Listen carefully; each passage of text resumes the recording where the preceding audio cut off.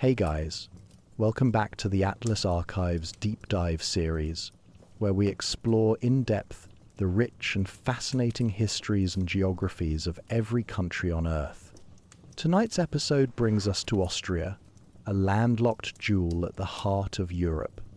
From the soaring peaks of the Alps to the gentle valleys of the Danube, Austria's landscapes are as breathtaking as they are influential, shaping its culture, economy, and place in history for centuries. In this episode, we'll take a calm, steady journey through the geography, history, and cultural spirit of Austria. From the imperial grandeur of Vienna to the musical legacy of Salzburg, from medieval castles tucked away in mountain passes to the enduring traditions of Alpine villages, this is a story of elegance, resilience, and cultural brilliance. Before we begin, let us know in the comments where and what time you're tuning in from. It's always amazing to see how far this community reaches around the globe. And if you're enjoying this series, don't forget to like the video and subscribe to the channel so you never miss a future deep dive. So, settle in, get comfortable, and let's ease into tonight's exploration of Austria. Chapter 1. The Alpine Heart, Geography and Natural Landscapes. Close your eyes for a moment and imagine standing at the edge of Europe's greatest mountain range. Before you, peaks of limestone and granite rise into clouds that seem to touch the heavens themselves. Behind you, gentle valleys roll eastward toward the endless plains of Hungary. You are standing in Austria, a land where the very bones of the earth have been thrust skyward, creating one of the most dramatic and beautiful landscapes on our continent. Austria occupies a special place on the map of Europe, nestled in the heart of the continent, like a jewel set among its neighbours.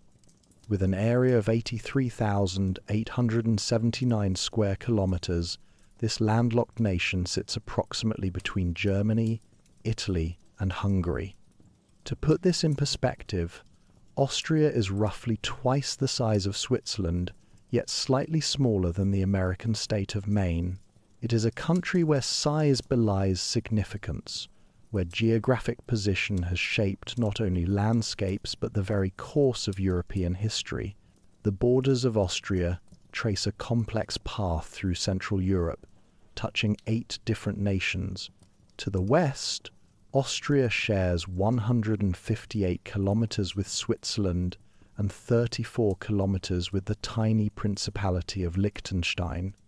The northern frontier extends for 801 kilometers along Germany, 402 kilometers with the Czech Republic, and 105 kilometers with Slovakia. To the east lies Hungary, sharing 331 kilometers of borderland. The southern boundaries run for 330 kilometers alongside Slovenia and 404 kilometers with Italy. In total, Austria's international borders stretch for 2,534 kilometers, connecting this Alpine nation to a rich tapestry of European cultures and peoples. But to understand Austria, one must first understand the Alps. These magnificent mountains are not merely a feature of Austria's geography, they are its defining characteristic, its sculptor, its very identity. 62% of Austrian territory lies within the embrace of the Alps, making this one of Europe's most mountainous nations. The Alps are relatively young in geological terms, formed through the collision of the African and European tectonic plates over millions of years. This tremendous geological violence pushed seafloor sediments upward, creating peaks that now pierce the sky, their limestone faces bearing the fossilized remains of ancient marine creatures, testament to their origin beneath primordial oceans. The Austrian Alps are organized into 3 great ranges that run from west to east across the country like the parallel strings of some enormous natural harp. The northernmost of these are the Northern Calcareous Alps, composed predominantly of limestone and dolomite, which extend from Vorarlberg in the west through Tyrol and Salzburg along the German border, continuing through Upper Austria and Lower Austria toward Vienna. These mountains, with their pale grey cliffs and dramatic vertical faces, create some of the most spectacular climbing terrain in Europe. Between them lie the Central Alps, the largest and highest of Austria's mountain ranges. These are the giants, the true masters of the landscape, consisting largely of ancient granite and crystalline rock. The Central Alps stretch from Tyrol eastward to approximately the border between Styria and Lower Austria. Within these mountains lie permanently glaciated areas, particularly in the Ötztal Alps, along the Tyrolean Italian border, and in the high Tauern range that spans East Tyrol and Carinthia. It is here, in the high Tauern, that Austria reaches its highest point, the Grossglockner, which rises to 3,797 meters above sea level. Standing at its summit, one can see across vast distances a panorama of peaks and valleys that has inspired poets and painters for centuries. The third range, the southern calcareous Alps, runs along the border between Carinthia and Slovenia. Like their northern cousins, these mountains are primarily limestone and dolomite, their white faces glowing in the southern Sunday. As a general rule, the Alpine ranges gradually decrease in elevation as they run eastward across Austria. The altitude of the mountains also diminishes north and south of the central ranges, creating a complex topography of varying heights and characters. Yet Austria is not entirely a land of mountains. Just over 28% of the country consists of moderately hilly or flat terrain.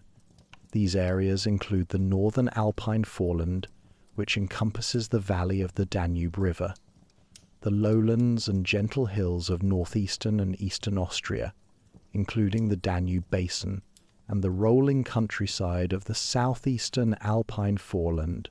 These regions, more hospitable to agriculture and settlement than the high Alps, have historically been the breadbasket of Austria and home to the majority of its population. North of the Danube lies the Bohemian forest, known in German as the Böhmerwald. This is a different kind of highland entirely, an older, lower granite massif covering about 10% of Austria's area. Here, bare and windswept plateaus endure a harsh climate, a landscape of austere beauty quite unlike the dramatic Alps to the south. The most suitable areas for human settlement in Austria form a great arc through the country.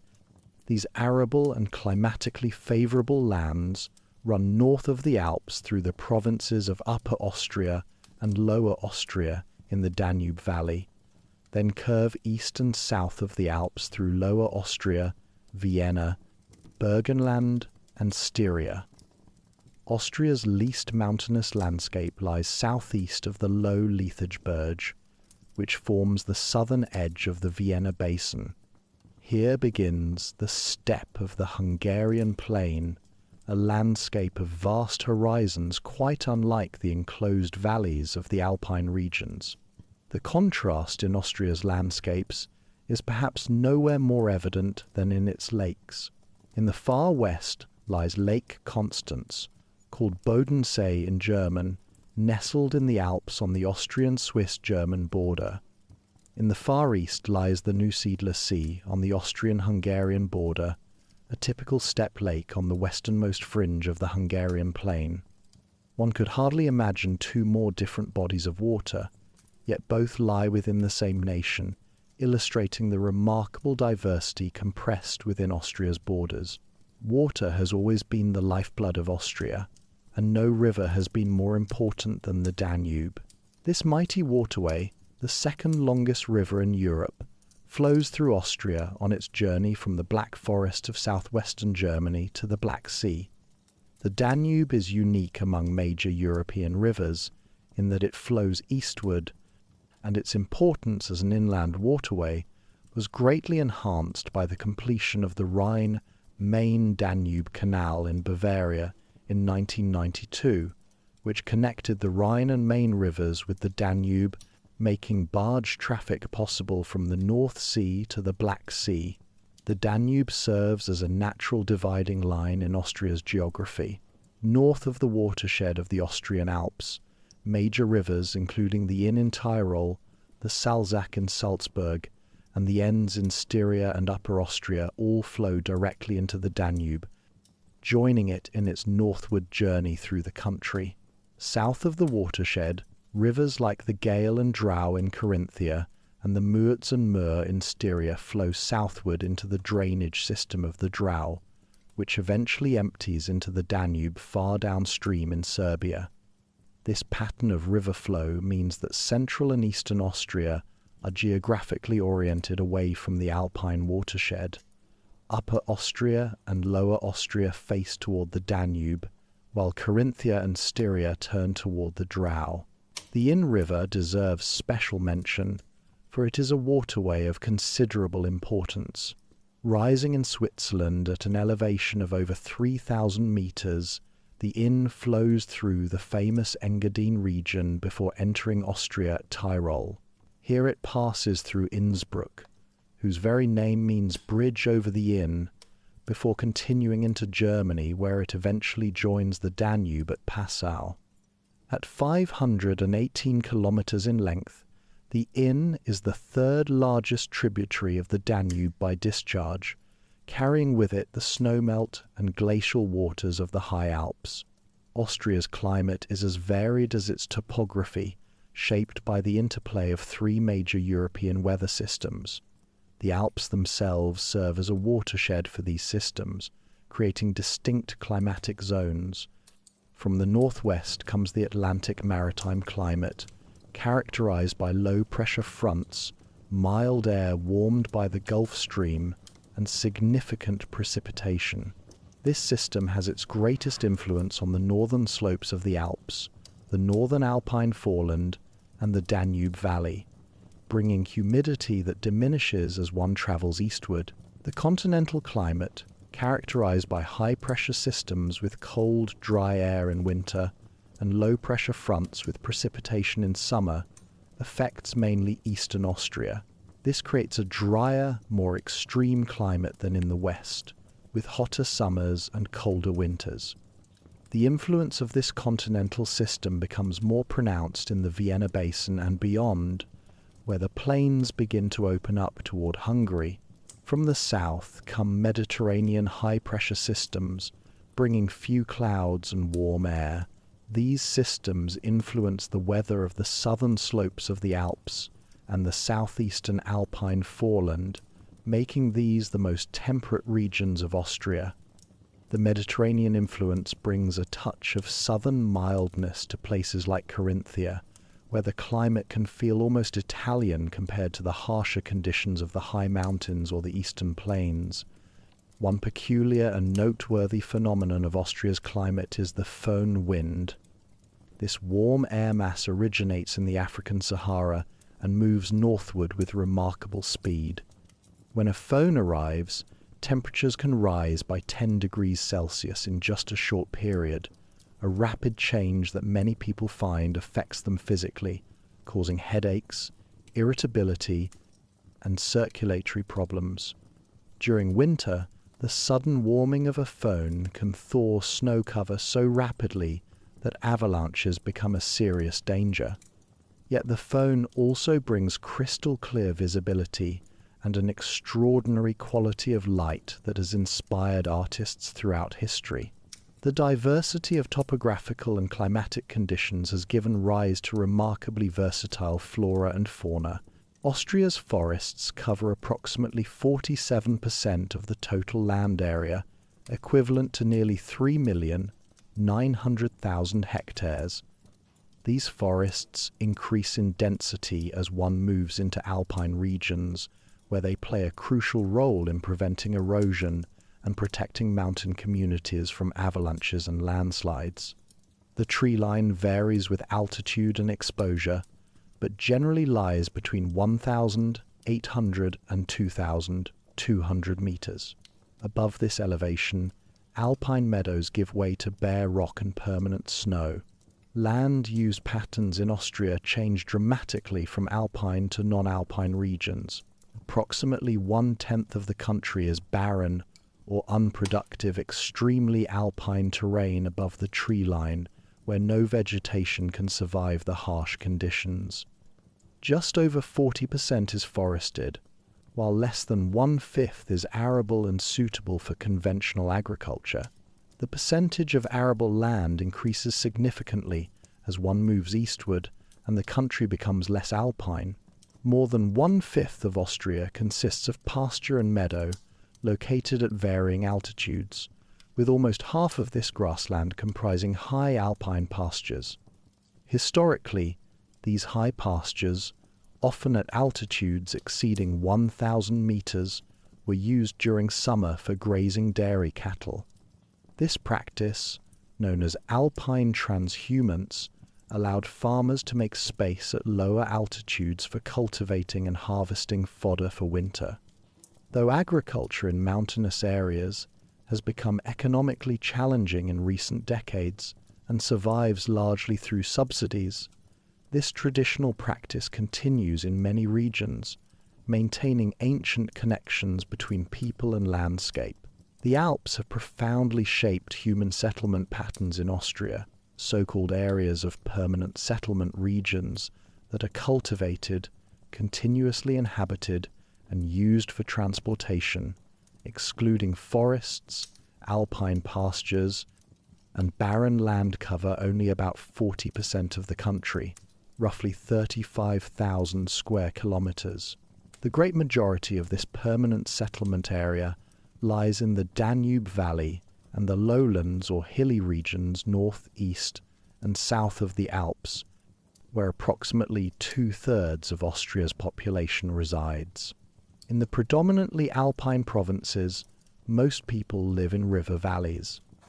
Bregenz sits on the shores of Lake Constance in Vorarlberg.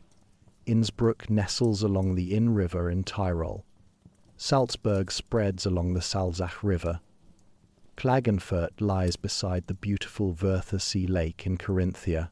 The higher and more rugged the Alps become, the less inhabitable they are in terms of soil quality, microclimate, and vegetation. Conversely, the lower and broader the alpine valleys, the more densely populated they become.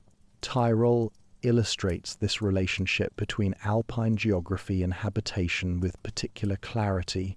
As the most mountainous province, with less than 3% of its land arable, it is also the most sparsely inhabited, with an area of permanent settlement comprising only 15% of its total area.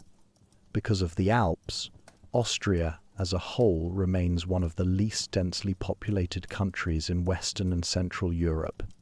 With approximately 93 inhabitants per square kilometre, Austria has a population density similar to what the former Yugoslavia once had, far lower than most Western European nations. The Alps have served as both barrier and corridor throughout history.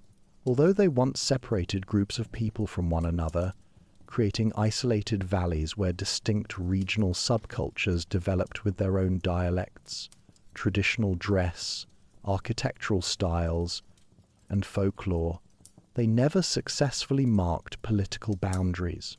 The ranges and ridges of the Alps only occasionally formed provincial borders within Austria itself.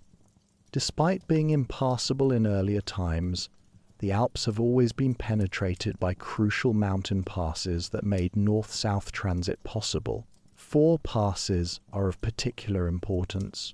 The Semmering Pass, on the border between Lower Austria and Styria, connects the Vienna basin with the Meurz and Mur valleys, providing northeast-southwest access to Styria and Slovenia, and via Carinthia to Italy.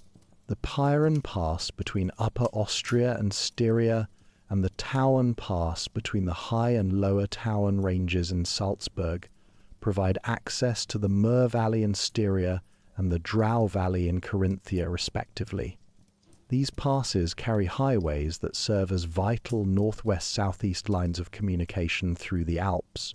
But the most important pass in the Austrian Alps is the Brenner Pass. located on the Austrian-Italian border in Tyrol. At 1,370 meters, it is one of the lowest Alpine passes, and the route up the Inn Valley and over the Brenner has been historically crucial for north-south transit between Germany and Italy. This pass provides the most direct route between two of Europe's most highly industrialized regions, Germany and northern Italy. Today, traffic through the Brenner has increased from 600,000 vehicles per year in the early 1970s to over 10 million per year, a staggering increase that has created significant environmental challenges. Austria is divided into 9 federal states, called Bundesländer in German. 7 of these Upper Austria, Lower Austria, Styria, Carinthia, Salzburg, Tyrol, and Vorarlberg have long historical traditions predating the establishment of the Republic of Austria in 1918. The states of Burgenland and Vienna were established after World War I. Most of Burgenland had been part of the Kingdom of Hungary, but had a predominantly German-speaking population and thus became Austrian. Vienna's establishment as an independent state involved both administrative and ideological considerations. Historically, the capital of Lower Austria, Vienna was a socialist stronghold, while Lower Austria remained conservative, and both groups wanted to consolidate their influence in their respective states. Vienna is unique in that it serves as both a federal state and the federal capital. The city council and mayor function simultaneously as state parliament and state governor. Each of the other states has its own capital city: Bregenz in Vorarlberg, Innsbruck in Tyrol, Salzburg in Salzburg State, Linz in Upper Austria, Sankt Pölten in Lower Austria, Graz in Styria, Klagenfurt in Carinthia, and Eisenstadt in Burgenland. Austria's natural resources have played an important role in its economic development. The country possesses deposits of oil, lignite, iron ore, copper, zinc, antimony, magnesite, tungsten, graphite, and salt. Perhaps most importantly, Austria's dramatic topography and abundant water resources provide enormous potential for hydroelectric power generation. This clean energy source has become increasingly vital as Austria has committed to environmental protection and sustainable development. Environmental concerns have become central to Austrian consciousness. The delicate Alpine ecosystem faces numerous challenges, from the staggering increase in transit traffic through mountain passes to the effects of acid rain on forests. By 1991, 37% of Austria's forests had been damaged by acid rain or pollutant emissions from both domestic and foreign sources. This damage has had serious consequences, including the decimation of forests that for centuries had protected Alpine communities from avalanches, erosion, mudslides, and flooding. The pollution comes from multiple sources. Atlantic weather systems carry pollution from northwestern Europe. Continental weather systems bring contamination from former communist states in Eastern Europe, where pollution control was often minimal or non-existent. Mediterranean weather systems transmit industrial pollutants from northern Italy. Austria finds itself at the crossroads of Europe, not only geographically but environmentally, receiving the consequences of industrial activity from all directions. These environmental challenges gave rise to a strong environmentalist movement in Austria during the 1970s. Political parties formed around environmental concerns, and their representatives were elected to parliament. A national referendum in 1978 closed down a newly completed nuclear power station, turning the country definitively away from nuclear energy. Public opposition in 1984 stopped the planned construction of a hydroelectric power station in an ecologically sensitive wetlands region. Even Austria's famous tourism industry has come under environmental scrutiny. The country's long-standing commercial use of the Alps for recreation places enormous pressure on sensitive alpine ecosystems. Ski runs damage forests, as do summer sports like off-trail mountain hiking and mountain biking. Many alpine villages have grown dramatically due to tourism, with some having up to 20 hotel beds for each inhabitant, placing a disproportionate seasonal burden on communal infrastructure and the environment. Efforts have been made to introduce more sustainable forms of tourism that respect and preserve the alpine environment. As you drift towards sleep, perhaps you can picture Austria as it truly is, a land where mighty mountains meet gentle valleys, where alpine peaks give way to eastern plains, where 8 neighbouring nations converge around a landscape shaped by ancient geological forces and modern human concerns. It is a country where geography has always been destiny, where the very shape of the land has determined the flow of peoples and ideas, where natural beauty exists in constant dialogue with the human communities that have made these mountains and valleys their home for thousands of years. The Alps stand eternal and ever-changing, their peaks watching over a small nation that has learned to live among them, to respect their power, to harness their resources wisely, and to protect their pristine beauty for future generations. This is Austria's geographic inheritance, a gift and a responsibility, a homeland defined by the dramatic intersection of rock, water, and sky. Chapter 2. Ancient Roots, from Celtic Tribes to Roman Noricum.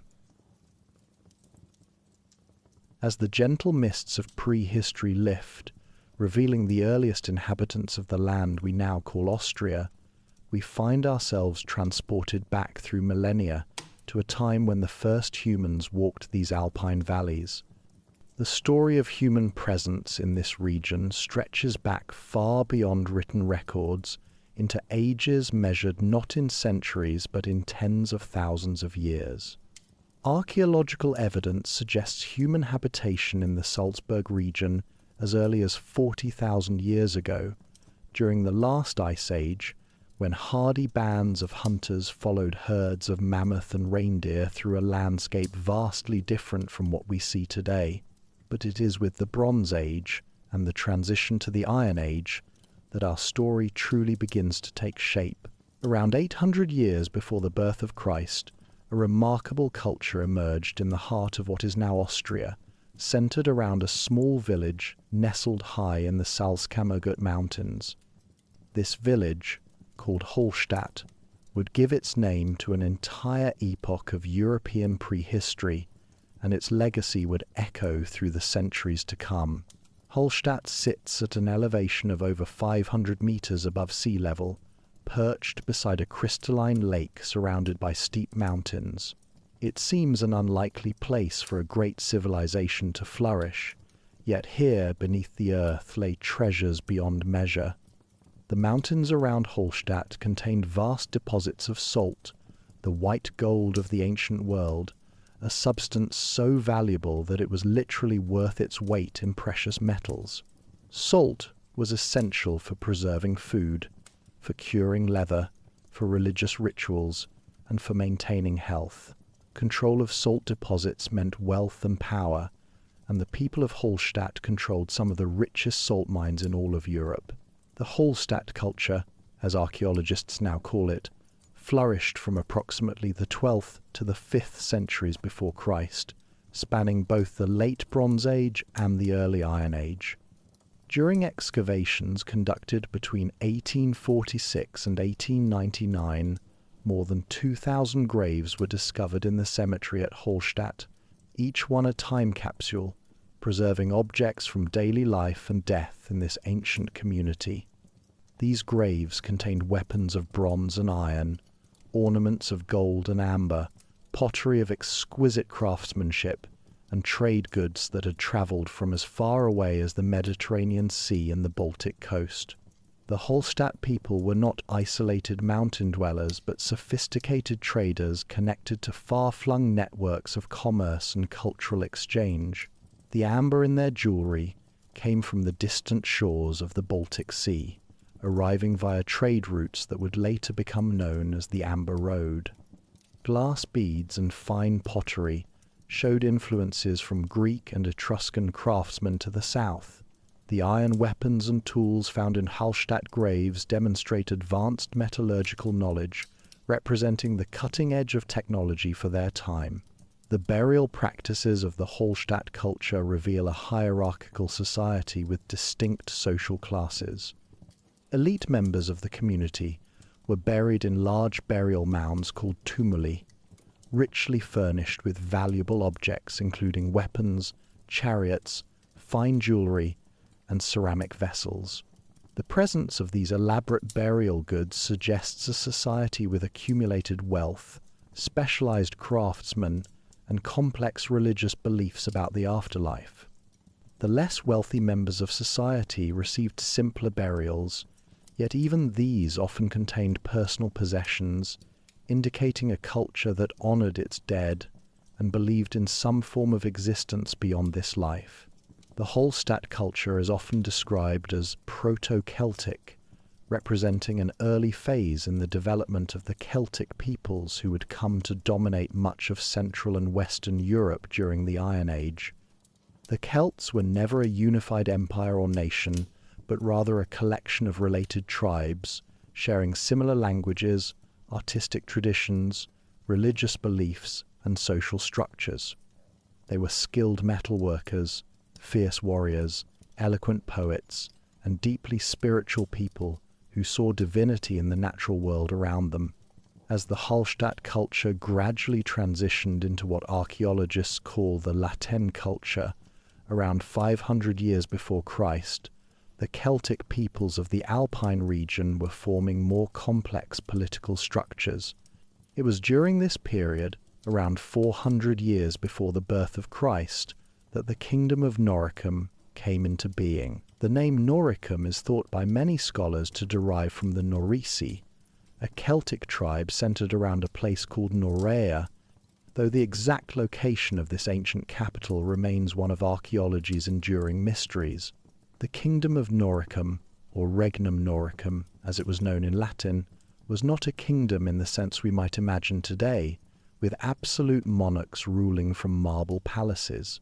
Rather, it was a confederation or federation of Celtic tribes, an alliance of approximately 13 different peoples who banded together for mutual benefit and protection.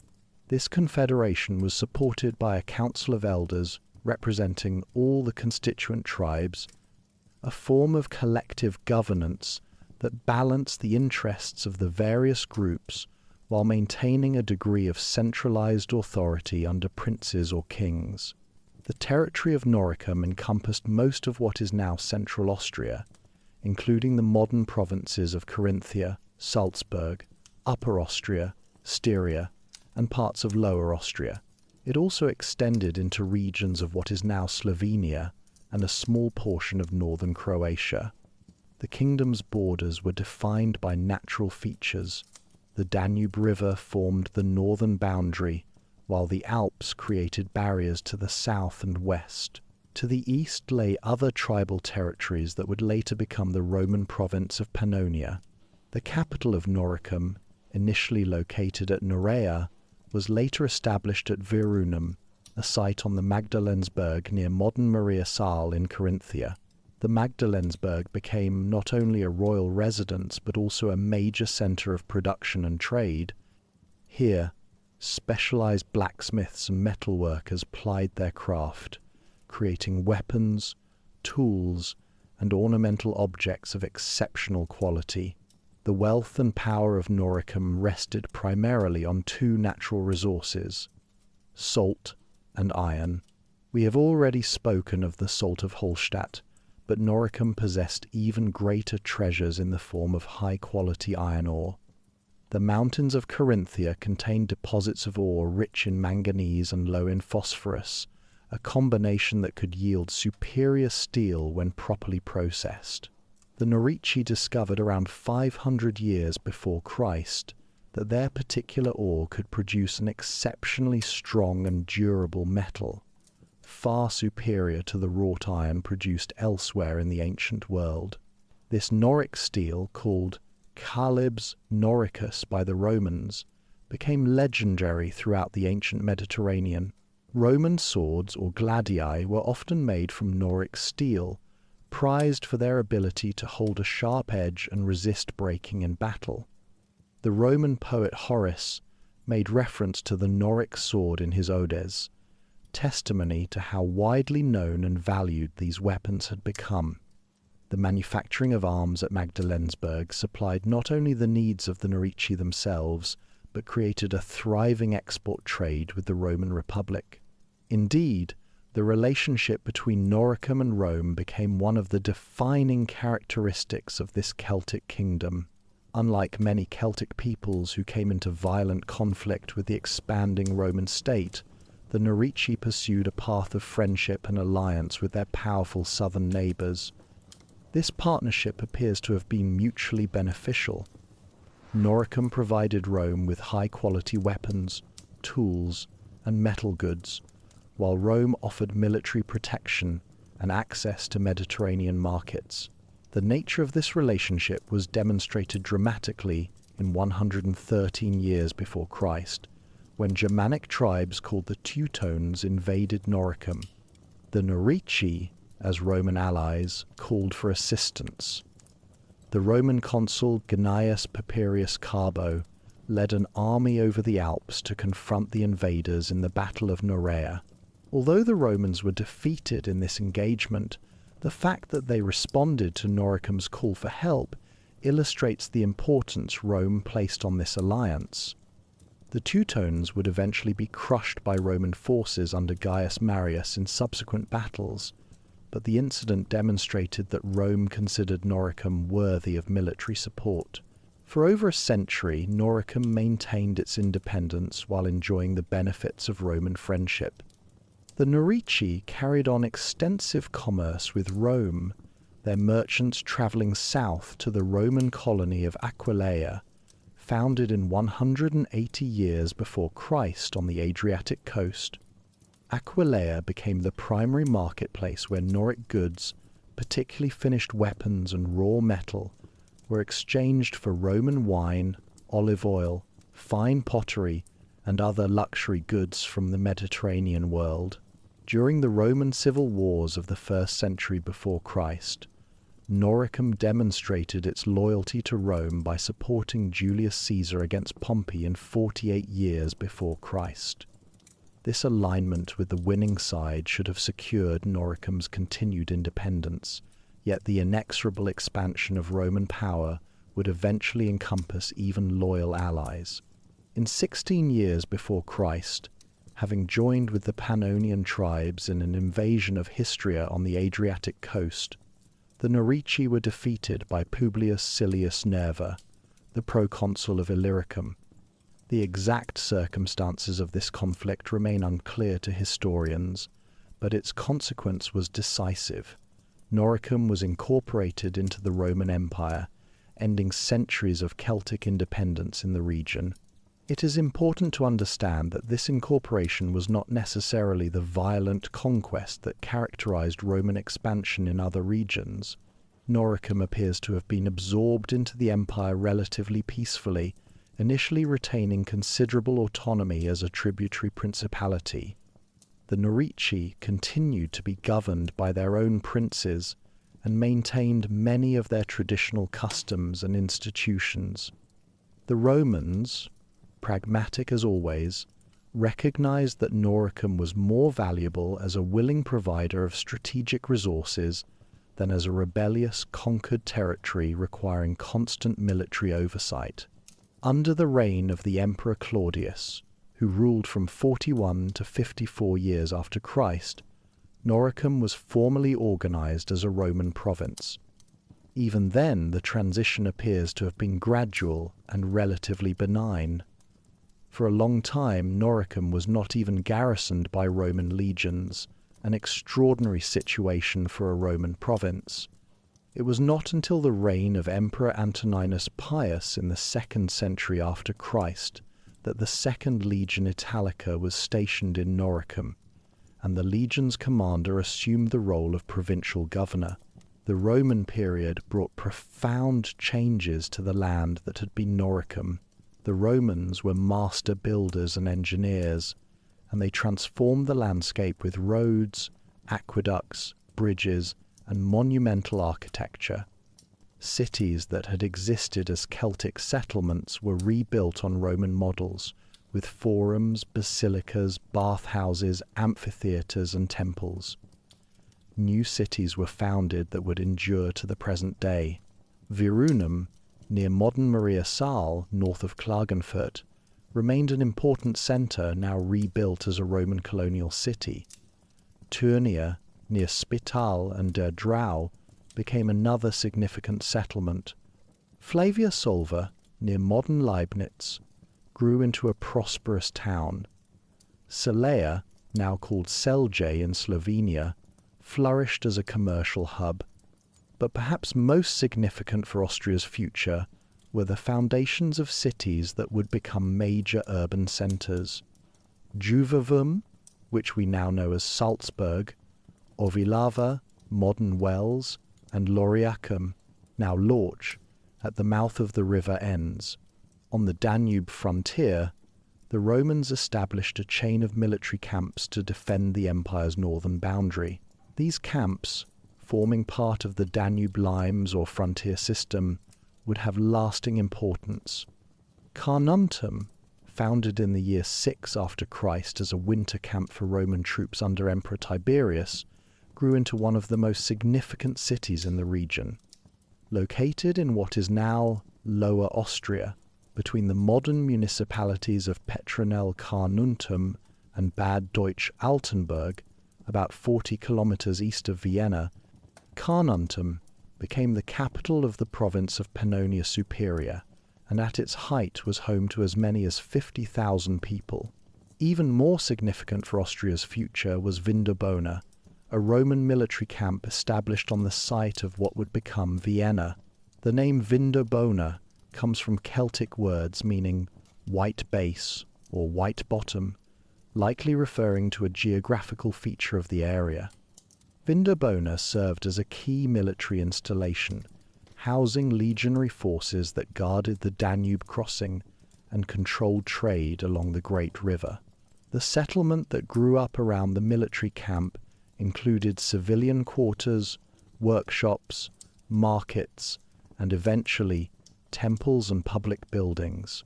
Other Roman foundations included Brigantium, the modern city of Bregenz on Lake Constance in Vorarlberg, and Valdidena, which would become Innsbruck. These cities, scattered across the Alpine region, served as nodes in a network of Roman roads that connected the empire's distant corners. The roads themselves were marvels of engineering, built to last centuries, their carefully laid stones and sophisticated drainage systems allowing Roman legions to march swiftly across difficult terrain. Under Roman rule, the economy of the region diversified and expanded. Salt mining and iron production continued, but the Romans introduced water management systems that allowed for more intensive agriculture. Vineyards were planted on sunny slopes, bringing viticulture to regions where wine grapes had not grown before. The Romans cultivated grain in the flatter regions along the Danube and in the broader valleys of the south. Cattle breeding and dairy production, traditional strengths of the Celtic population, continued under Roman oversight. Trade flourished as never before. The Alpine passes, now maintained by Roman engineers and guarded by Roman soldiers, carried an increasing flow of goods between the Mediterranean world and the lands north of the Alps. Merchants from Italy brought wine, olive oil, fine ceramics, and luxury goods northward, returning with metals, salt, slaves, and furs from the barbarian lands beyond the Roman frontier. The Amber Road, that ancient trade route connecting the Baltic Sea with the Mediterranean, passed through Carnuntum, enriching the city with customs, duties, and commercial exchange. The Roman period also brought profound cultural changes. The Latin language gradually spread, initially among the urban elite and military personnel, but eventually influencing the speech of the broader population. Many Celtic words survived in local dialects and place names, but Latin became the language of administration, commerce, and high culture. This linguistic shift would have lasting consequences, for Latin would eventually evolve into the Romance languages, and though modern Austria speaks German rather than a Latin-derived tongue, Latin remained the language of learning, law, and the church for many centuries. Roman religion, with its pantheon of gods and elaborate civic rituals, was introduced to the region. Temples to Jupiter, Mars, and other Olympian deities were erected in major cities. The Romans also practiced religious tolerance, allowing the continued worship of Celtic gods, often by conflating them with Roman deities. Celtic Granus might be identified with Roman Apollo, Celtic Epona with Roman Diana, creating a syncretic religious culture that honored both traditions. It was during the Roman period that a new faith arrived in the Alpine provinces, one that would ultimately transform the spiritual landscape of Europe. Christianity, initially a persecuted sect, gradually gained followers in the cities of Noricum. In the year 304 after Christ, during the Great Persecution under Emperor Diocletian, a Christian named Florian, serving as a military officer in the province, was martyred for his faith.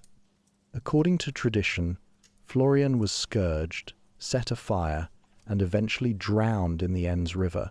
His courage in the face of death inspired others, and after Christianity became the official religion of the Roman Empire in the 4th century, Florian was venerated as a saint.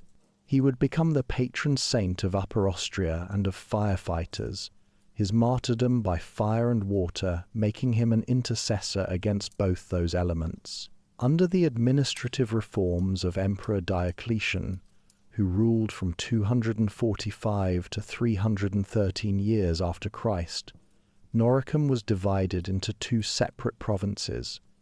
Noricum Ripense, meaning Noricum along the river, comprised the northern part of the province extending southward from the Danube. Noricum Mediterraneum, or landlocked Noricum, consisted of the southern, more mountainous districts. The dividing line ran along the central part of the Eastern Alps. Each province was governed by a praeses, and both belonged to the Diocese of Illyricum within the larger Praetorian Prefecture of Italy. As the 4th century progressed, however, the Roman Empire faced mounting challenges. The Danube frontier, once secure, came under increasing pressure from Germanic and other tribal peoples beyond the border. The great migrations of peoples that historians call the Völkerwanderung, the wandering of nations, had begun. In the year 375 after Christ, the Huns, nomadic warriors from the Asian steppes, invaded Europe, pushing Germanic tribes before them in a great wave of displacement and chaos. The orderly world of Roman Noricum began to disintegrate. By the late 4th and early 5th centuries, Roman military forces were being withdrawn from the frontier provinces to defend Italy and other more vital regions of the crumbling empire. Cities that had known centuries of peace now built defensive walls. Trade declined as roads became unsafe. The sophisticated urban culture of the Roman period began to give way to something more primitive and localized. We are fortunate to possess a remarkable document that provides a window into this period of transition. A monk named Eugippius, writing in the early 6th century, composed a biography of Saint Severinus of Noricum, a holy man who ministered to the dwindling Roman population of Noricum Ripense during its final years. Severinus arrived in the region around the year 454 after Christ, and spent the next 30 years organizing the defense of Roman communities, negotiating with barbarian chieftains, distributing food to the hungry, and tending to the spiritual needs of a people watching their world collapse. Through Eugippius's life of Saint Severinus, we see Roman cities becoming islands of civilization in a countryside increasingly dominated by Germanic peoples. We see the breakdown of central authority, with local communities forced to arrange their own defenses and food supplies. We see Roman and barbarian living side by side, sometimes in conflict, sometimes in uneasy cooperation. The work provides invaluable insights into how Roman culture gave way to the early medieval world. In the year 488 after Christ, 6 years after the death of Severinus, the remaining Roman population of Noricum Ripens was officially evacuated by order of Odoacer, the Germanic chieftain who had deposed the last Western Roman emperor and taken control of Italy. The refugees fled southward, abandoning their cities and farms to the Germanic tribes who were establishing new kingdoms in the wreckage of the Roman Empire. The Roman period in Austrian history had come to an end, lasting roughly 5 centuries from the incorporation of Noricum to the final evacuation. Yet, those 5 centuries had left an indelible mark. The cities founded by Rome would endure. The roads they built would continue to carry traffic for centuries to come. The Latin language would shape the emerging languages of medieval Europe. The Christian faith they had embraced would define European civilization for the next millennium and beyond. As you prepare for sleep, let your mind wander back to those ancient times. Imagine a Celtic smith at Magdalensburg, hammering Noric steel into a sword blade that will one day be carried by a Roman legionary. Picture a merchant on the amber road, his wagons laden with Baltic amber and northern furs, approaching the gates of Carnuntum. See the first Christian communities gathering in secret during the persecutions, keeping their faith alive through centuries of trial. These people, Celtic and Roman, pagan and Christian, built the foundations upon which modern Austria would eventually rise. Their stories, though ancient, echo still in the cities and landscapes of today, whispers of a distant past that lives on in stones, in place names, in the very bones of the land itself. Chapter 3. The Habsburg Rise, Medieval Austria to Empire. The darkness that followed the fall of Rome was not absolute, but rather a twilight through which new peoples moved, seeking lands to settle and lives to build. In the centuries after the Roman evacuation of Noricum in 488, Germanic tribes gradually filled the vacuum left by imperial authority. Among these peoples, one group would prove particularly significant for Austria's future: the Bavarii, or Bavarians, who first appeared in historical records during the 6th century. The origins of the Bavarii remain somewhat mysterious, wrapped in the mists of the migration period. They seem to have emerged from a fusion of various Germanic groups, including remnants of the Marcomanni who had troubled the Roman frontiers for centuries. By the mid-6th century, the Bavarii had established themselves in territories that had once been the Roman provinces of Raetia and Noricum, creating a duchy that stretched from the Alps northward to the Danube and beyond. Their name would eventually give rise to Bavaria, but in these early centuries their lands encompassed much of what is now Austria as well. The Bavarian duchy developed under the Agilolfing dynasty, a ruling family that traced its ancestry back to Frankish nobility. The first clearly documented duke was Garibald I, who ruled from around 555. Under these early dukes, Bavaria became a bridge between the Germanic north and the Romance south, between pagan traditions and Christian faith, between tribal customs and emerging feudal structures. Christianity gradually spread through Bavaria during the 7th and 8th centuries, brought by missionaries from Ireland and Scotland, as well as from the Frankish kingdoms to the west. Monasteries were founded that would become centers of learning, agriculture, and spiritual life. The Abbey of St. Peter in Salzburg, founded in around 696, became one of the most important religious establishments in the region. These monasteries preserved literacy and learning through generations, copying manuscripts, maintaining libraries, and educating the children of nobles. The independence of the Bavarian duchy would not last indefinitely. To the west, the Frankish kingdom was consolidating power under the Carolingian dynasty.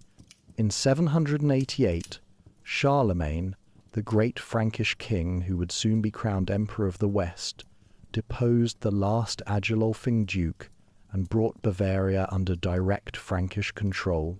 The Bavarian duchy became part of Charlemagne's vast empire, though it retained a distinct identity and considerable autonomy. Charlemagne's attention then turned eastward. Beyond Bavaria lay the Avars, a nomadic people of Central Asian origin who had established a powerful khanate in the Pannonian Plain. The Avars had long been a threat to Christian Europe, raiding deep into Frankish and Italian territories. Between 791 and 803, Charlemagne waged a series of campaigns against the Avars, ultimately destroying their power and annexing their territories. The Avar defeat opened vast lands for settlement and brought Frankish authority to the Danube and beyond. To defend and administer these newly conquered eastern territories, Charlemagne established a series of frontier zones called marches. These were military districts under the command of margraves, nobles responsible for defending the borders and gradually extending Christian civilization eastward. It was within this system that Austria would be born. The word Austria itself derives from Osterici, meaning Eastern Realm in Old High German. The first documented use of this name appears in a deed dated to the year 996, though the Margraviate was established 2 decades earlier. In 976, Emperor Otto II granted the March of Austria to Leopold I of the House of Babenberg. This date marks the traditional founding of the Austrian state. The Babenbergs had their origins in Bamberg in Franconia, hence their family name. Leopold I, also known as Leopold the Illustrious, became the first Margrave of Austria, tasked with defending the Danube frontier and promoting settlement in the eastern territories. His position was not an easy one. The March faced constant threats from Magyar raiders from the east and required careful management to attract settlers and establish effective governance. The Babenberg Margraves gradually extended their control and increased the prosperity of their territories. They established markets, granted town charters, encouraged immigration from Bavaria and other German lands, and built fortifications along the Danube. Vienna, which had been the Roman camp of Vindobona, was rebuilt as a medieval town and became increasingly important as a commercial and administrative centre. Its position on the Danube made it an ideal location for trade between East and West. The early Babenberg period saw Austria develop from a rough frontier zone into an increasingly settled and prosperous region. Agriculture expanded, particularly viticulture in the valleys and grain production in the lowlands. The Danube served as a vital trade artery, carrying goods from Bavaria and beyond toward Hungary and the lands of the east. Salt from the Alpine mines continued to be a valuable export, maintaining connections to traditions stretching back to Hallstatt times. In the early 12th century, the Babenbergs achieved a significant territorial expansion.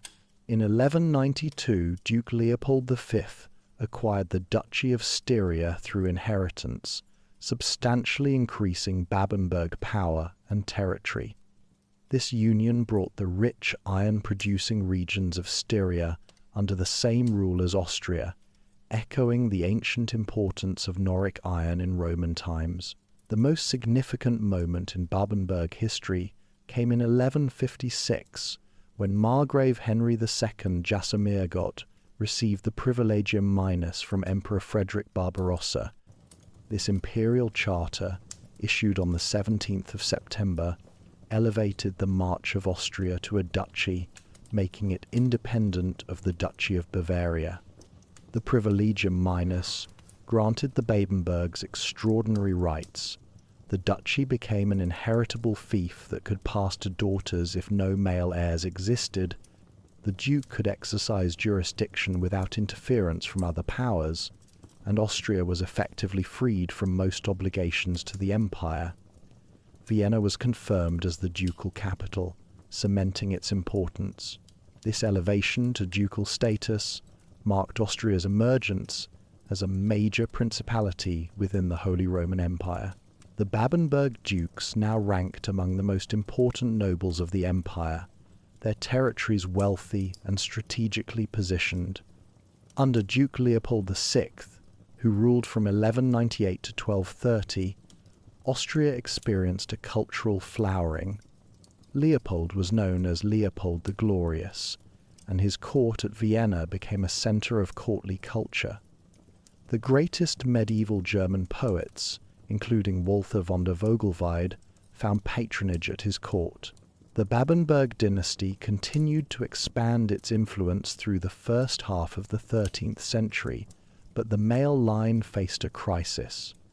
Duke Frederick II, known as Frederick the Quarrelsome for his contentious nature, died in 1246 in battle against the Hungarians, leaving no male heirs. His death plunged Austria into a succession crisis that would last for decades. Several powerful nobles laid claim to the Austrian duchies. Most successful initially was Ottokar II of Bohemia, who through marriage and military force gained control of Austria, Styria, Carinthia, and Carniola by 1260. Ottokar was an ambitious and capable ruler who dreamed of creating a great Central European kingdom. He developed the territories under his control, encouraged settlement, and founded new towns. He even divided Austria into two administrative regions: Austria above the Enns, later Upper Austria, and Austria below the Enns, later Lower Austria, a division that persists to this day. But Ottokar's ambitions brought him into conflict with a new power rising in the empire, the House of Habsburg. The Habsburgs were originally counts from Swabia in southwestern Germany, their name deriving from Habsburg Castle, the Hawk's Castle, built in the 11th century in what is now Switzerland. Through careful marriages, military service to the empire, and political maneuvering, the Habsburgs had gradually increased their power and prestige. In 1273, Rudolf of Habsburg was elected King of the Romans, the traditional first step toward becoming Holy Roman Emperor. Rudolf, though not from one of the great princely families, had won election partly because the imperial electors believed he would be a weak king they could control. They were mistaken. Rudolf was determined to restore imperial authority and secure territories for his family. Rudolf demanded that Ottokar return the Austrian duchies to the empire, as they were imperial fiefs that Ottokar had acquired without proper imperial consent. Ottokar, secure in his power and proud of his accomplishments, refused. War became inevitable. On the 26th of August, 1278, the two armies met on the Marchfeld, the broad plain northeast of Vienna, near the villages of Dürnkrutt and Jedenspagen. Rudolf had allied himself with King Ladislaus IV of Hungary, while Ottokar commanded Czech and Austrian forces. The battle was fierce, and the outcome uncertain for hours. Both armies consisted primarily of heavy cavalry, charging and wheeling across the summer fields in clouds of dust. Ottokar himself fought in the thick of combat, a king leading his men in the ancient tradition. The tide turned when Hungarian light cavalry struck Ottokar's forces from an unexpected direction. The Bohemian lines broke. In the chaos of retreat, Ottokar became separated from his bodyguard. He was recognized, surrounded, and killed. His body was later displayed in Vienna, a grim demonstration of Rudolf's victory. The battle on the Marchfeld changed the course of Central European history. Rudolf secured possession of Austria and Styria, the heartland from which the House of Habsburg would eventually build a vast European empire. At the Diet of Augsburg in 1282, Rudolf formally granted the Austrian duchies to his sons Albert and Rudolf II as hereditary fiefs. From this moment forward until 1918, Austria would be ruled by Habsburg descendants. The Habsburgs brought to Austria an approach to power quite different from martial conquest. While capable warriors when necessary, the Habsburgs became masters of dynastic politics, encapsulated in their famous motto, "Let others wage war. You, happy Austria, marry."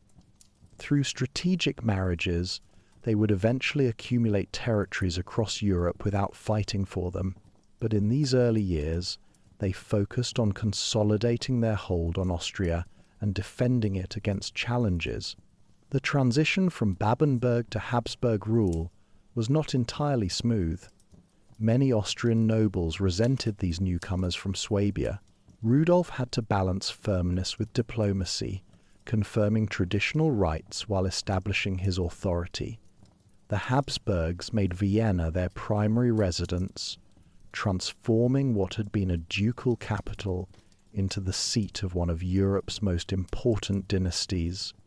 They patronized the arts, supported the church, promoted trade, and gradually wove Austria into the expanding network of Habsburg family interests. As the 13th century drew to a close, Austria stood at a threshold. No longer a frontier march or a medium-sized duchy, it was becoming the foundation of a dynasty that would shape European history for centuries. The mountains and rivers that had witnessed Celtic chieftains and Roman legions, barbarian migrations and medieval knights, would now see the rise of an imperial house whose influence would eventually extend from the Americas to the Adriatic, from the North Sea to the Mediterranean. Let your thoughts rest now on that summer day on the Marchfeld, when the dust of battle settled to reveal a new future taking shape. In the silence after the clash of arms, in the lengthening shadows of that August evening, the Austria we recognize today was being born. Chapter 4: Imperial Zenith, the Austro-Hungarian Empire. The Habsburg dynasty, having secured its hold on Austria in the late 13th century, would spend the next 6 centuries building one of the most remarkable empires in European history. True to their motto of preferring matrimony to warfare, the Habsburgs accumulated territories through a dizzying series of strategic marriages that brought them lands stretching from the Americas to the borders of the Ottoman Empire. The transformation began in earnest with Emperor Maximilian I, who ruled from 1493 to 1519. Through his marriage to Mary of Burgundy, Maximilian brought the wealthy Burgundian Netherlands into Habsburg hands. But it was the marriage of his son Philip to Joanna of Castile that would prove most consequential. When their son Charles was born in 1500 in the Flemish city of Ghent, no one could have predicted that this infant would inherit the largest empire since ancient Rome. Charles came into his inheritance through a series of deaths. His father, Philip, died young in 1506. His maternal grandfather, Ferdinand of Aragon, died in 1516, leaving Charles the Spanish kingdoms of Castile and Aragon, along with Spanish territories in Italy and the newly discovered lands across the Atlantic. When his paternal grandfather Maximilian died in 1519, Charles inherited the Habsburg lands in Austria and was elected Holy Roman Emperor, becoming Charles V. At age 19, Charles V ruled an empire upon which, it was said, the sun never set. He was King of Spain, Archduke of Austria, Duke of Burgundy, and Holy Roman Emperor. His territories included most of modern Austria, the Low Countries, much of Italy, Spain and its American colonies, and scattered possessions across Europe. It was an empire too vast for one man to govern effectively, particularly when challenged on multiple fronts. Charles faced the Protestant Reformation in Germany, where Martin Luther's teachings threatened to split Christendom. He faced the French, who felt encircled by Habsburg power and fought a series of wars to break it. But perhaps his most formidable adversary was the Ottoman Empire, which had been expanding into Europe for decades and now threatened the very heart of Habsburg power. In 1529, Sultan Suleiman the Magnificent, perhaps the greatest of all Ottoman rulers, led a massive army northward from Constantinople with the intent of conquering Vienna. The Ottoman force, numbering perhaps 120,000 men, represented the might of an empire at its zenith. They brought with them the most advanced siege artillery in the world, capable of reducing stone walls to rubble. Vienna, with a garrison of only about 20,000 soldiers and armed citizens, seemed doomed. The siege began in late September. Ottoman cannon pounded the city walls while sappers dug tunnels to plant explosives beneath the fortifications. The defenders, led by Count Nicholas von Salm, fought with desperate courage, launching sorties to destroy Ottoman siege works and rebuilding walls as quickly as they were battered down. The citizens of Vienna, knowing what fate awaited them if the city fell, worked alongside soldiers in a collective effort of survival. But Suleiman had begun his campaign late in the season, and time became his enemy. As October brought cold rains and early snow, the Ottoman army found itself far from its bases, short of supplies, and facing the prospect of winter in enemy territory. Disease spread through the camp. On October 14th, after 16 days of siege, Suleiman ordered a retreat. Vienna had been saved, though only barely. The psychological impact was immense. The seemingly unstoppable Ottoman advance had been checked at the gates of the Habsburg capital. The strain of defending such vast territories finally convinced Charles V to divide his empire. In 1556, he abdicated, splitting his inheritance between his son Philip II, who received Spain and its possessions, and his brother Ferdinand I, who received the Austrian Habsburg lands and was elected Holy Roman Emperor. This division created two branches of the Habsburg family, the Spanish Habsburgs and the Austrian Habsburgs, who would remain the dominant powers in their respective regions for the next century and a half. The Austrian Habsburgs faced another Ottoman crisis in 1683. The Ottoman Empire, after decades of internal troubles, had experienced a resurgence under the Köprülü dynasty of Grand Viziers. In the summer of 1683, Grand Vizier Kara Mustafa led an Ottoman army estimated at over 150,000 men to the walls of Vienna. Emperor Leopold I fled the city, leaving Count Ernst Rüdiger von Starhemberg to organize the defense with a garrison of about 15,000 soldiers and armed citizens. The siege began on July 14th. For 2 months, Vienna held out against overwhelming odds. The Ottomans dug elaborate siege works, their trenches gradually approaching the walls. They detonated mines that created breaches in the fortifications. By early September, the defences were crumbling, and the garrison was exhausted. Vienna's fall seemed inevitable, but help was coming. A relief army had been assembled under the command of John III Sobieski, King of Poland, one of the finest military commanders of his age. On September 11th, the relief force, numbering about 70,000 men from Polish, Austrian, and German territories, reached the Kahlenberg Heights overlooking Vienna. The next day, September 12th, they descended from the hills in a massive assault. The Battle of Vienna on that September day was one of history's decisive engagements. The Allied Christian forces attacked the Ottoman positions from the heights, rolling down upon them in successive waves. The climax came when Sobieski led the largest cavalry charge in history, 18,000 Polish hussars and German cavalry thundering down the slopes in a charge that shattered the Ottoman lines. Kara Mustafa's army broke and fled, leaving behind their camp with all its treasure. The Ottoman threat to Central Europe had been definitively ended. Sobieski famously wrote to the Pope, "We came, we saw, God conquered." The victory at Vienna marked the beginning of Habsburg expansion southeastward. Over the following decades, Austria gradually conquered Hungary and much of the Balkans from the Ottomans, transforming from a threatened frontier state into a multinational empire.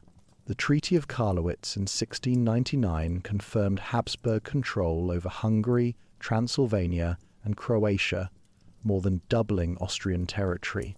By the 18th century, the Austrian Habsburg Empire had become one of Europe's great powers, but it faced a succession crisis that would test its very survival.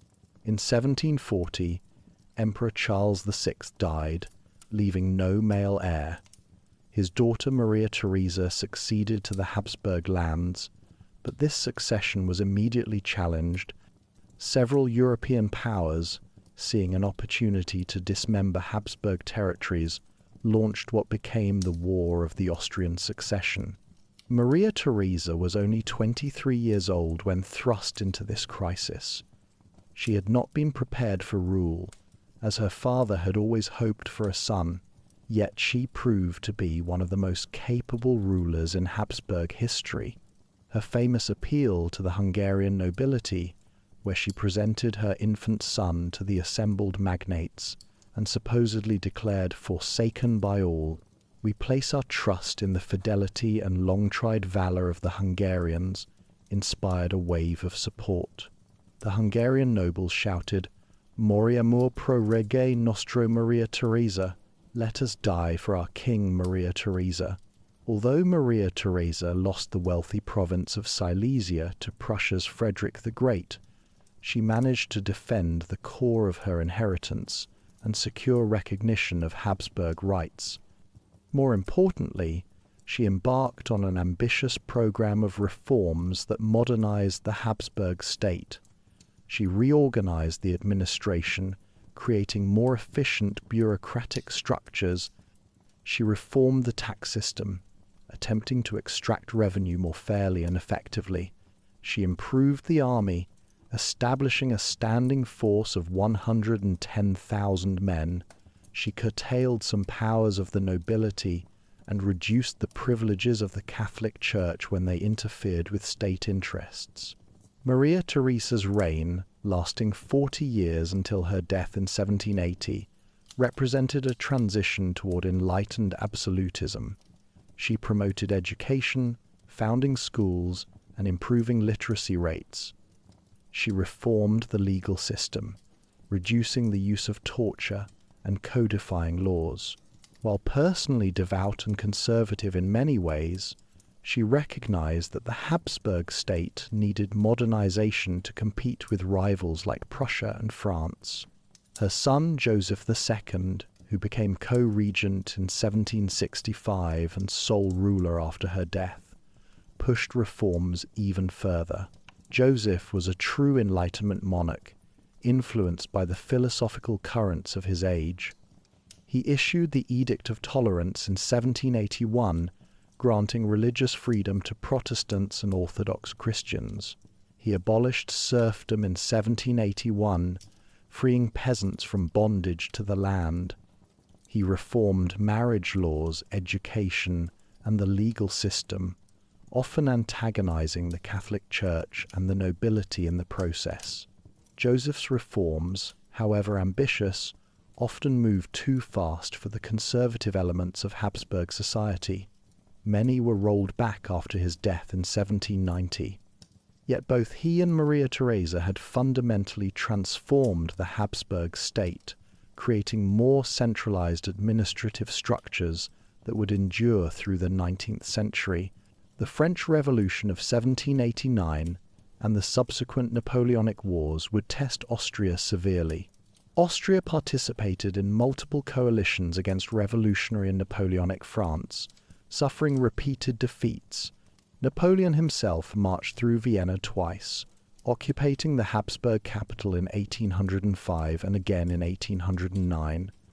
The Holy Roman Empire, which the Habsburgs had led for centuries, was dissolved in 1806 when Napoleon forced Francis II to renounce the imperial title. Francis had anticipated this humiliation by proclaiming himself Emperor of Austria in 1804, thus transforming the Habsburg family's collection of territories into a unified Austrian Empire. This marked a fundamental shift in Habsburg identity, from German emperors ruling a theoretically universal empire to specifically Austrian emperors governing a multinational state. The Napoleonic period culminated in Austria's most significant defeat at the Battle of Austerlitz in 1805, where Napoleon crushed the combined Austrian and Russian armies. Yet, Austria survived, and after Napoleon's final defeat in 1815, the Congress of Vienna met to reconstruct Europe. The Congress was hosted in Vienna, and its proceedings were managed by Austria's foreign minister, Clemens von Metternich, one of history's most skilled diplomats. The Congress of Vienna established a balance of power system designed to prevent any single nation from dominating Europe as France had done under Napoleon.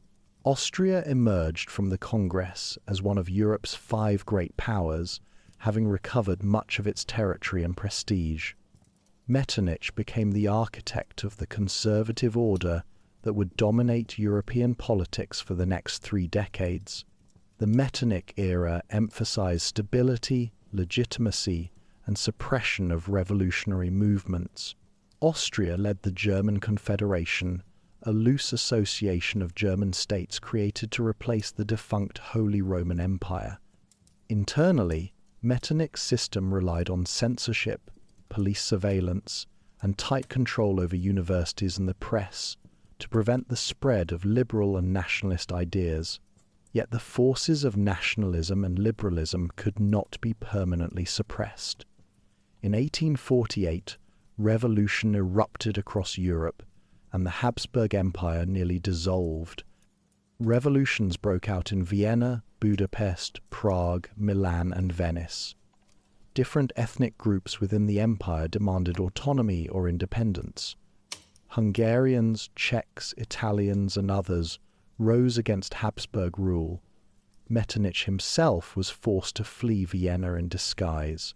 The 18-year-old Emperor Ferdinand I proved incapable of managing the crisis.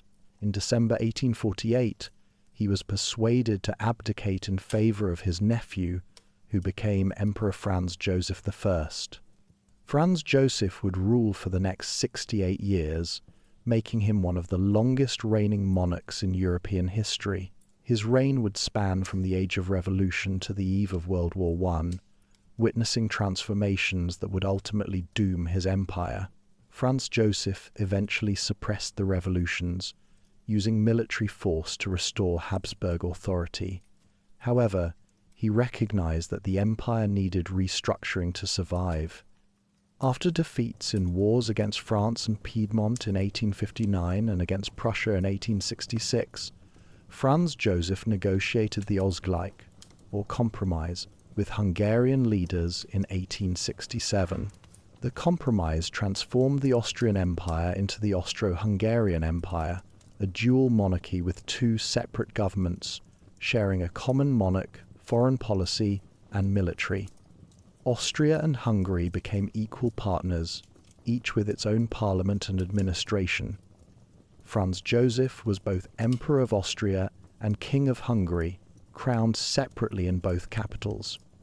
The empire's official name became the Kingdoms and Lands, represented in the Imperial Council and the lands of the Crown of St. Stephen, an unwieldy title reflecting its unwieldy nature. The dual monarchy proved to be both the empire's salvation and its curse.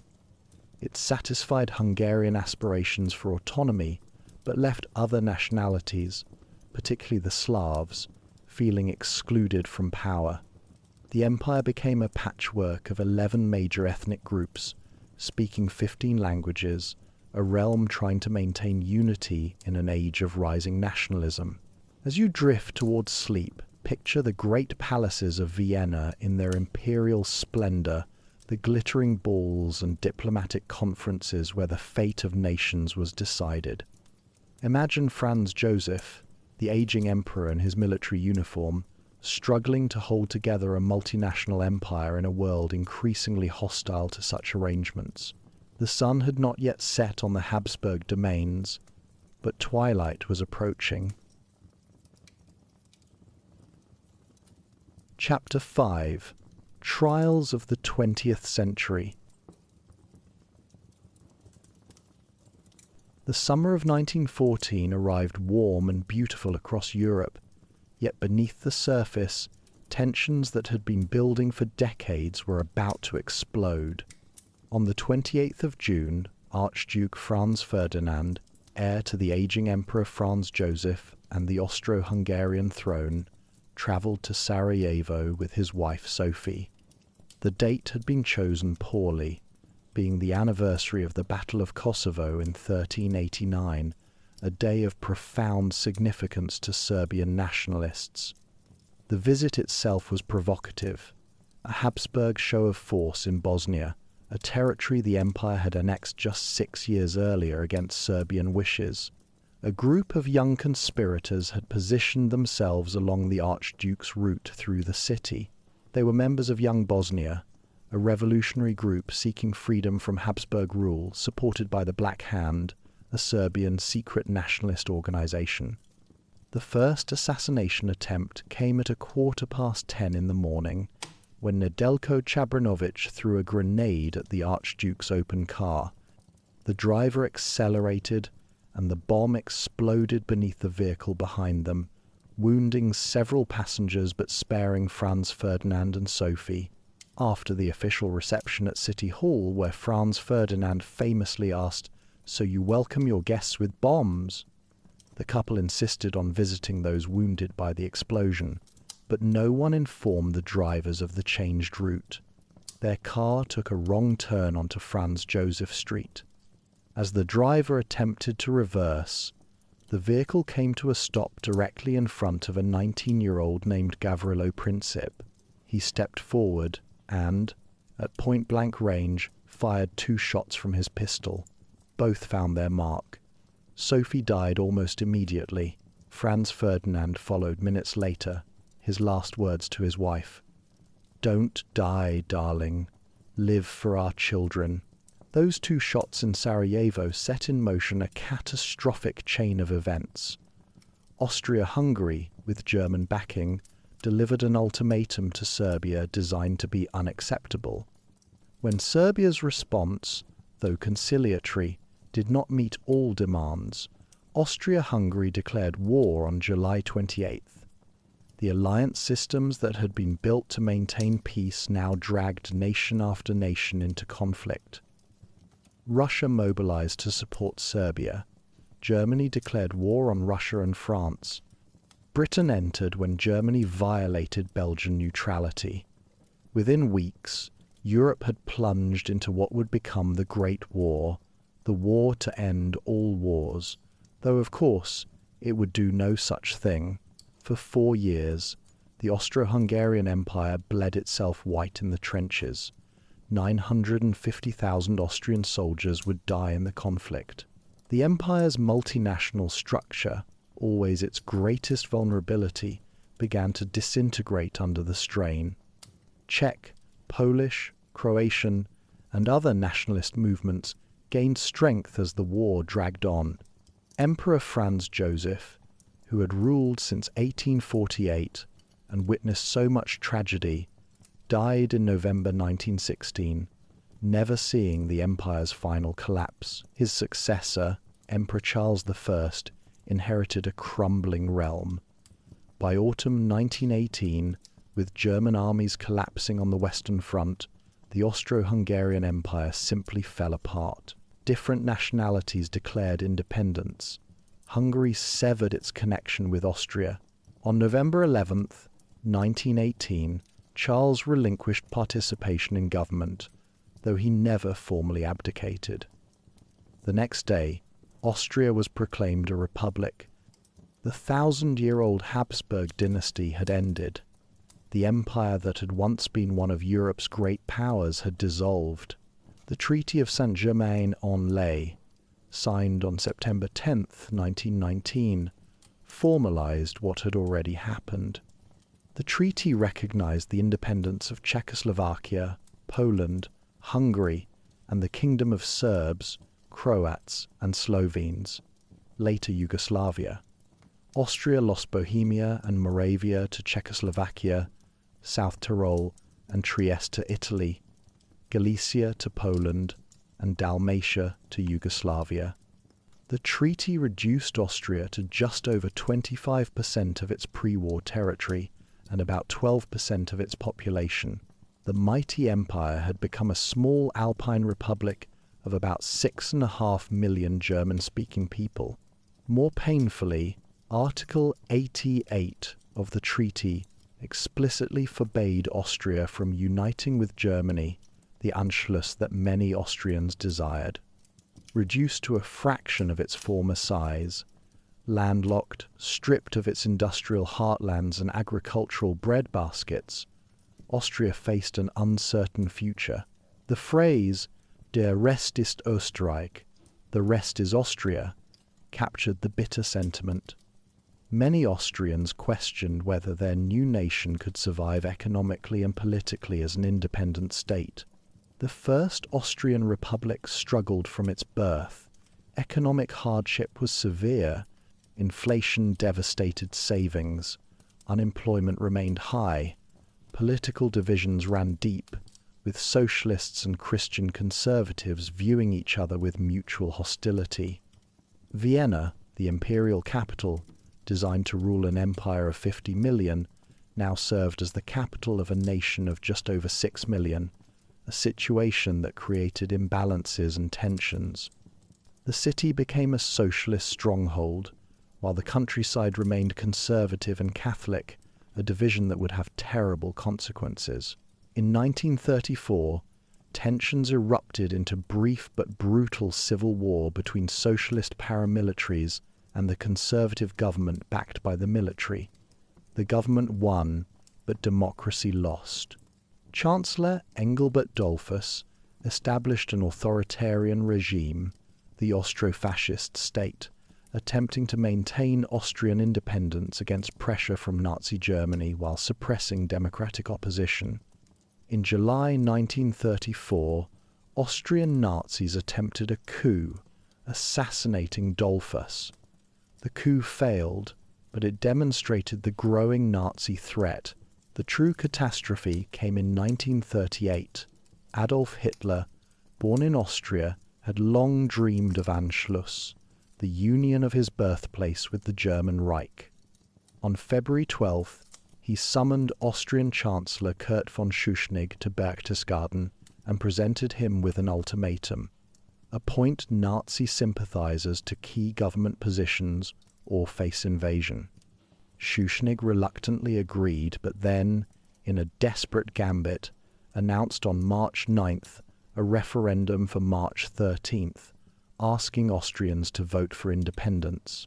Hitler was furious. He could not risk a vote that might reject Anschluss. On March 11th, German pressure forced Schuschnigg to resign. Austrian Nazi Arthur Seyss-Inquart was appointed Chancellor. That evening, as Schuschnigg broadcast his resignation, swastika armbands and flags suddenly appeared on Vienna's streets. Austrian Nazis seized power without firing a shot. Early in the morning of March 12, 1938, German troops crossed the Austrian border. They encountered no resistance, only cheering crowds throwing flowers. Hitler himself travelled first to his hometown of Braunau, then to Linz, and finally to Vienna, greeted everywhere by enormous, enthusiastic crowds. On March 13th, Seyss-Inquart signed the reunification of Austria with Germany. Austria ceased to exist as an independent state, becoming Ostmark, the eastern march of the Greater German Reich.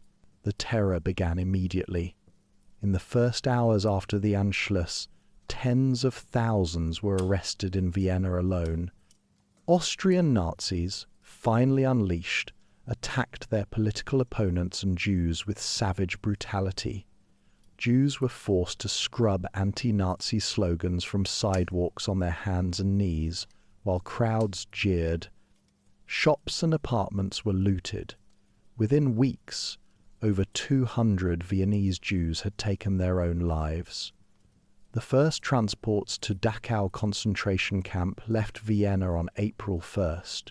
A referendum on April 10th asked Austrians if they approved the Anschluss. Under Nazi supervision, with opponents already imprisoned or fled, 99.75% voted yes. Whether this reflected genuine enthusiasm, relief that bloodshed had been avoided, or simple fear, is impossible to determine with certainty. What is certain is that Austria had been absorbed into the Third Reich and would share fully in its crimes and its catastrophe. For 7 years, Austria existed not as a nation but as part of Nazi Germany. 950,000 Austrians served in the German armed forces. Austrians participated in Nazi administration at every level, from death camp personnel to senior leadership. Vienna's Jews, who had been central to the city's cultural and intellectual life for generations, faced persecution, deportation, and murder. Of approximately 190,000 Jews in Austria before the Anschluss, only about 8,000 survived the war. The war that Hitler unleashed would eventually consume him and his empire. By 1945, Allied armies were closing in from east and west. Vienna fell to the Soviet Red Army in April 1945 after fierce fighting. Hitler committed suicide in his Berlin bunker on April 30th. Germany surrendered unconditionally on May 8th, 1945. The nightmare was over, but Europe lay in ruins, and Austria faced the question of what it would become. The Allied powers had agreed as early as November 1943 in the Moscow Declaration that Austria should be treated as the first victim of Nazi aggression, though without denying Austrian participation in Nazi crimes. On April 27, 1945, even before Germany's surrender, a provisional Austrian government was established under Karl Renner, a social democrat who had been the first chancellor of the First Republic back in 1918. Austria was divided into 4 occupation zones. The Soviet Union controlled eastern Austria and much of Vienna. The United States occupied Upper Austria and Salzburg. The British held Carinthia, Styria, and East Tyrol. France received Vorarlberg and Tyrol. Vienna itself was divided into 4 sectors, with the city centre administered jointly by all 4 powers. Unlike Germany, however, which would be split into 2 separate states, Austria maintained a unified government throughout the occupation. The occupation years were difficult. The Soviets stripped their zone of industrial equipment as war reparations. Food was scarce. The economy had to be rebuilt from ruins. Yet Austria also received substantial American aid through the Marshall Plan, nearly $1 billion, the highest per capita aid of any country. This assistance helped Austria recover economically and maintain stability during the early Cold War years. The key question remained: when would Austria regain full independence? For years, negotiations stalled as the Austrian treaty became hostage to larger Cold War issues, particularly the German question. The Soviets wanted guarantees that Austria would not become part of the Western alliance system. The Western powers wanted to ensure Austria would not fall into the Soviet sphere. The breakthrough came after the death of Joseph Stalin in March 1953 and the Korean armistice that summer. The new Soviet leadership under Nikita Khrushchev proved more flexible. In February 1955, Soviet Foreign Minister Vyacheslav Molotov proposed unlinking the Austrian and German issues. He invited Austrian Chancellor Julius Raab to Moscow for bilateral negotiations. Raab's visit to Moscow from April 12th to 15th, 1955, proved decisive. The Soviets agreed to Austrian independence in exchange for Austrian neutrality on the Swiss model. Austria would pay for the German assets and oil fields the Soviets had controlled, mostly through deliveries of goods. Western diplomats were stunned by how favourable the terms were, with British signatory Geoffrey Wallinger reporting the deal was far too good to be true, to be honest. On May 15th, 1955, in Vienna's beautiful Belvedere Palace, the foreign ministers of the four Allied powers and Austria signed the Austrian State Treaty. John Foster Dulles for the United States, Harold Macmillan for Britain, Antoine Pinay for France, Vyacheslav Molotov for the Soviet Union, and Leopold Figl for Austria put their signatures to the document that re-established a free, sovereign, and democratic Austria. The treaty officially came into force on July 27th, 1955. On October 25th, the last Allied occupation troops left Austrian soil. The next day, October 26th, 1955, the Austrian Parliament enacted the Declaration of Neutrality as a constitutional law. Austria declared itself permanently neutral, committed to never joining military alliances and never permitting foreign military bases on its territory. This date, October 26, became Austria's National Day, celebrating not just the departure of occupation forces, but the declaration of a neutrality that would become central to Austrian identity. Austria had survived its greatest trial. From the ashes of empire, through the horrors of Nazi occupation and World War, through 10 years of Allied occupation, it had emerged as an independent, neutral, democratic nation. It was smaller than the empire, smaller even than the First Republic, but it was free. As you drift towards sleep, imagine that spring day in May 1955 when Foreign Minister Leopold Figl stood on the balcony of the Belvedere Palace, holding the signed treaty aloft before cheering crowds, proclaiming in German, "Austria is free," after 40 years of war, dictatorship, occupation, and struggle. Those 3 words carried the weight of redemption and hope for the future. Chapter 6. Modern Austria. As the last occupation troops departed Austrian soil in October 1955, a new chapter opened for this small Alpine nation. Austria, reborn as a neutral, independent republic, faced the challenge of defining what it would become in a divided Europe.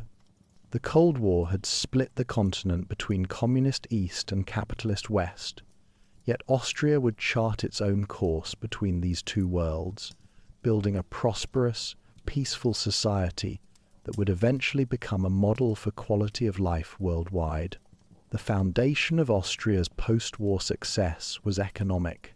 The 1950s and 60s witnessed what historians call the Wirtschaftswunder, the economic miracle, a period of rapid reconstruction and dramatic growth. Austrian industry, aided by Marshall Plan funds and World Bank loans, rebuilt faster than anyone had predicted. Average annual growth rates exceeded 5% in real terms throughout the 1950s, with the economy more than doubling in size during that remarkable decade. By the 1960s, Austria had transformed from a war-ravaged, occupied territory into one of Europe's most prosperous nations. This economic boom was built on several foundations. First, Austria benefited from substantial American aid, receiving nearly $1 billion through the Marshall Plan, the highest per capita assistance of any country. This money provided the capital needed to rebuild infrastructure, particularly hydroelectric power plants that could meet the energy demands of a growing industrial economy. Second, the social partnership system, unique to Austria, brought together government, employers, and labor unions in cooperative economic management. This consensual approach minimized strikes and labor disputes while ensuring workers shared in growing prosperity. Third, Austria's traditional strengths in manufacturing, particularly machine tools and precision engineering, found ready markets in rebuilding Europe. The living standards of ordinary Austrians rose dramatically. Wages increased, purchasing power grew, and consumer goods that had been luxuries became commonplace. By the 1970s, most Austrian families owned refrigerators, televisions, and automobiles. The welfare state expanded, providing comprehensive healthcare, education, and social security. Austria was building what became known as the Austrian model, combining market capitalism with strong social protections, creating a society that was both economically dynamic and socially cohesive. Politically, Austria's neutrality shaped its international role during the Cold War. The Declaration of Neutrality, enacted on October 26, 1955, committed Austria to never joining military alliances and never permitting foreign military bases on its territory. This neutrality was patterned on Switzerland's permanent neutrality, but Austria interpreted it actively rather than passively. Austrian diplomats became mediators. Vienna became a meeting place for East and West, and Austria played a constructive role in international organizations. In 1955, Austria became the 60th member of the United Nations. By 1979, Vienna had become one of the UN's 4 headquarters cities, hosting major international organizations, including the International Atomic Energy Agency and the United Nations Office on Drugs and Crime. The Vienna International Center, a modern complex of glass and concrete, symbolized Austria's role as a neutral meeting ground where Cold War adversaries could dialogue. Austrians took pride in this status, seeing themselves as bridge builders in a divided world. The longest-serving chancellor of this period was Bruno Kreisky, who led Austria from 1970 to 1983. Kreisky, a social democrat, personified Austria's post-war transformation. Born Jewish, he had fled Nazi persecution, returning after the war to help build the new Austria. His 13 years in office saw continued economic growth, expansion of the welfare state, and an active foreign policy that raised Austria's international profile. Kreisky championed dialogue with the developing world, supported Palestinian self-determination, and used Austria's neutral status to mediate international conflicts. He became one of Europe's most respected statesmen, demonstrating that a small neutral nation could punch above its weight diplomatically. Yet Austria's past could not be entirely buried. In 1986, Kurt Waldheim, former UN Secretary-General, ran for president. During the campaign, his service in the German Wehrmacht during World War II became controversial, with evidence suggesting he had been aware of Nazi war crimes in the Balkans. The Waldheim affair forced Austrians to confront uncomfortable questions about their relationship with the Nazi past.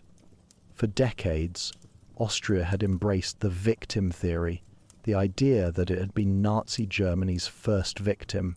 The Waldheim controversy exposed how this narrative had allowed many Austrians to avoid reckoning with their own complicity in Nazi crimes.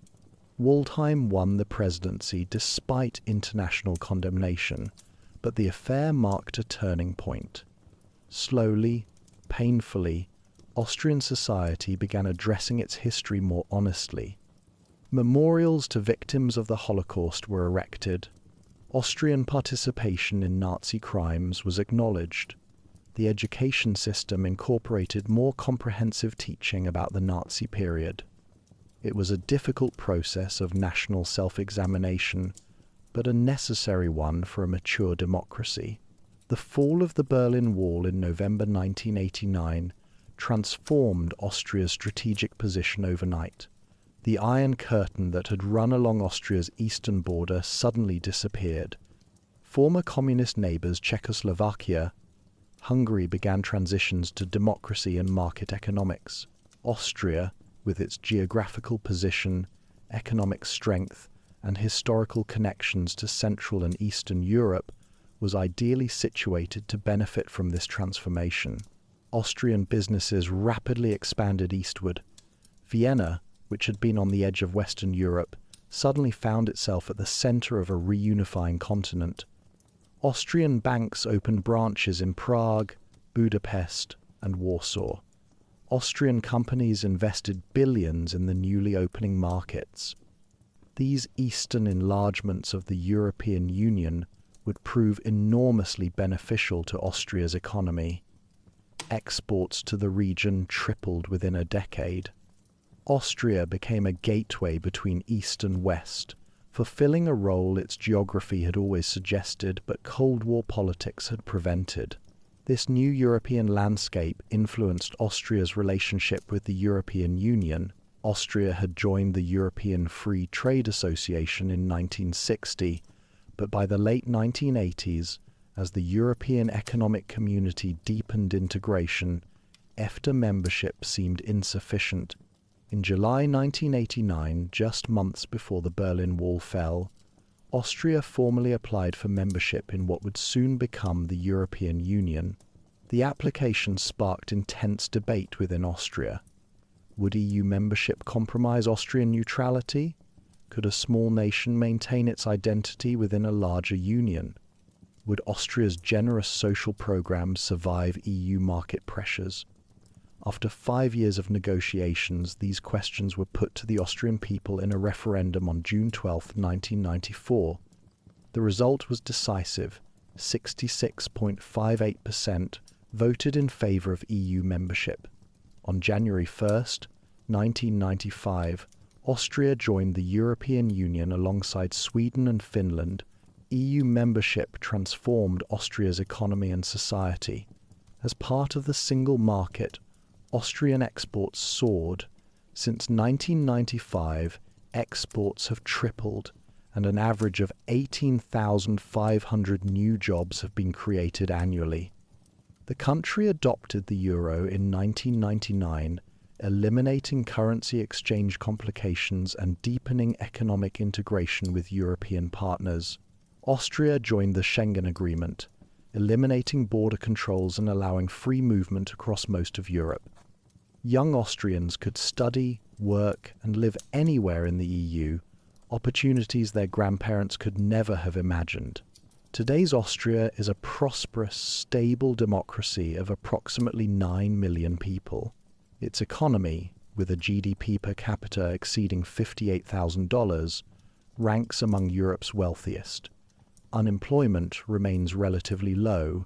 The social safety net continues to provide comprehensive healthcare, education, and pension security. Austria has successfully balanced economic dynamism with social protection, maintaining the Austrian model even within the competitive European single market.